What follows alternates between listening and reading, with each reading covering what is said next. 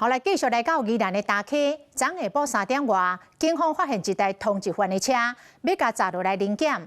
赛车的女驾驶是通缉犯的女朋友，伊惊男朋友互掠去，是拒绝临检，甚至阁要来冲撞警察。警察怎对准着车链开2枪，掠到这个女驾驶甲一个女乘客，而且查扣着大量的安非他命。若通缉犯是趁混乱逃走去了，警方当全力在追捕。便衣员警署任务票2台车包围这台普雪进口车，准备要确认身份，对方油门站落，直接将停车场的栏杆规排弄倒去，安尼佫也袂煞。这台车一不做二不休，规气弄开出入口的车早佫弄到路边货车，5个员警团团围住，赶紧卡玻璃。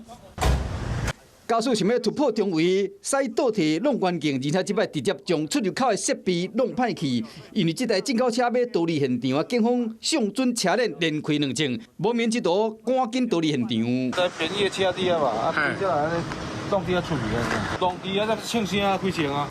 中会押回来现场，设备弄歹去，也未复原。业者知影讲当时是为了要掠通缉犯，所以讲无要求警方赔。抓拦机啊、摄影机啊、字幕机啊，这些都坏了，线也要重拉，应该要10出万了。无线电的通报虽进行围捕，虽然车顶2个小姐拢毋是本来锁定的毒品的通缉犯，不过车顶嘛查扣着几百万的安非他命。你干什么东西的？你让我做好，让我做好就好。做好嘛，再让你发下。警方锁定的是一个50岁姓简的毒品通缉犯，掩过会走去，警方即马全力的追捕。本所于昨日15时许发现一长期锁定之通缉犯使用车辆出现于辖内，遂立即派遣线上警力前往盘查。过程中，犯险拒捕并驾车冲撞民警。